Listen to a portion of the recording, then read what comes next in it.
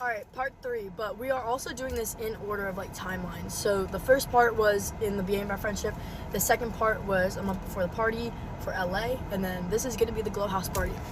So right after school, we all had gone to the same school at the time. Right after school, we were going to go back to Peach's house, and we were going to go from there to the airport. And when we get there, we notice she hasn't packed anything. Clothes everywhere.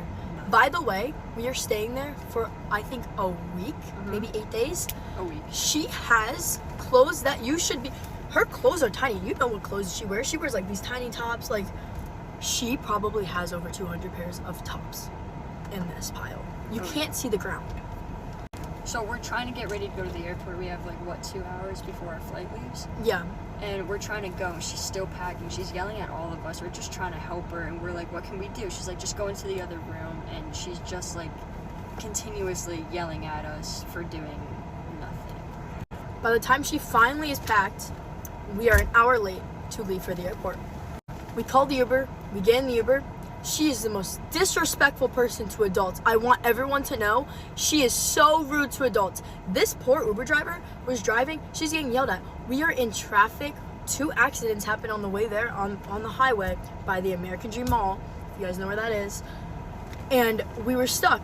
She's screaming about it. She's freaking out. She's like, well, Dad, if we don't make it, just buy me a ticket and they can stay. Buy me a ticket. Mind you, I bought my own ticket. She kept saying, this is my trip, but it wasn't. While in this car, she's freaking out, and her dad says, you're probably not going to get your dress until tomorrow morning. That's the day of the party. The party's at night. She starts tweaking out. She's like, what do you mean? I need my dress, blah, blah, blah, blah. Savannah's trying to explain. She is screaming at everyone. I finally turn to her and I'm like, Ashley, we will get on this plane. Our bags just might not, and they'll make the next flight, and we'll get them by tomorrow morning. You don't need to freak out. You're going to have your dress by tomorrow. It's going to be okay. I'm trying to calm her down, and she's only listening to Melina. Only. Right when I say that, she goes, oh, okay. We get to the airport. We have to check bags.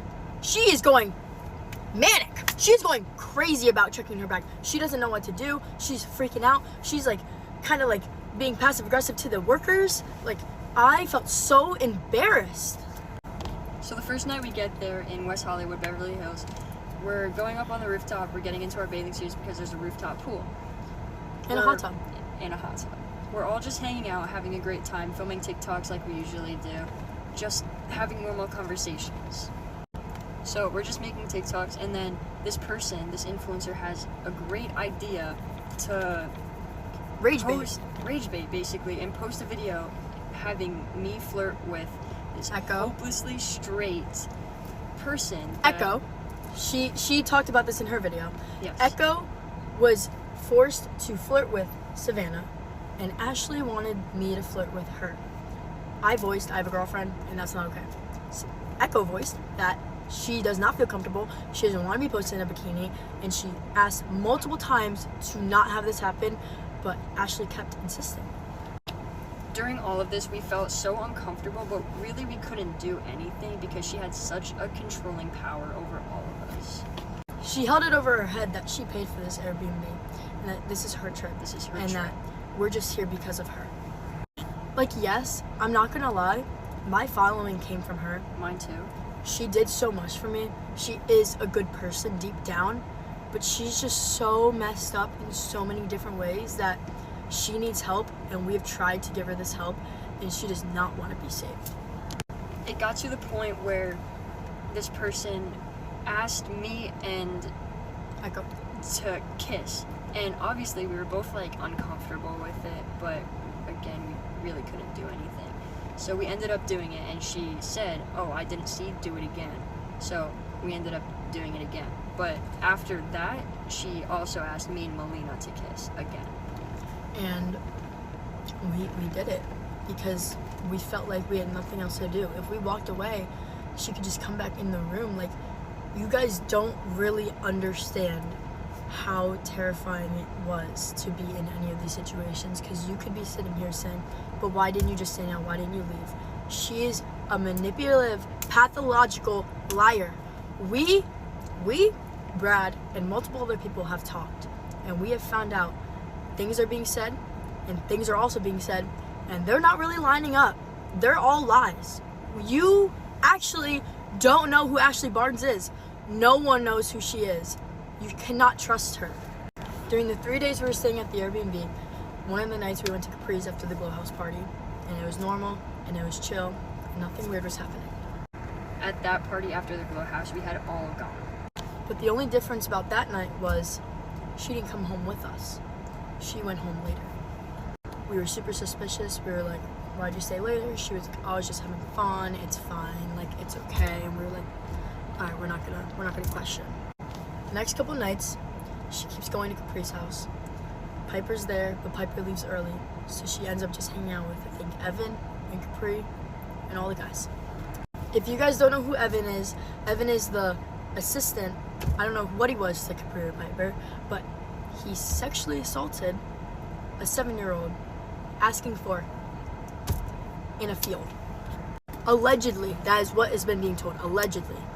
She's had this weird connection with Evan that whole time, and it was kind of uncomfortable. The next night, I went. The next night, I didn't go. It was just me and Ashley, and we went there, and the party, it wasn't a party, it was just hang out with the people that were in the house. She would disappear into rooms upstairs. We weren't allowed to be in these rooms. I don't know what was happening in these rooms, but it was super suspicious. She told us that allegedly Capri said that he likes cheetah print. So the next night when we were at her uncle's house, she went by herself to the house in a cheetah print bra. She also said she wasn't going to be drinking, but when I went there, she told me she was drinking and not to tell Savannah because Savannah was super against it. I went home and I told Savannah. We're hanging out with her cousin while we're at her uncle's house, and every night she would leave and go to Capri's house. And one night we actually requested her to not go because we thought it was unfair that we couldn't go and that she was leaving us every night, but in her words, it's her trip. So we're sitting in Melina's room at the time with her cousin, with this influencer, Eating Mexican food.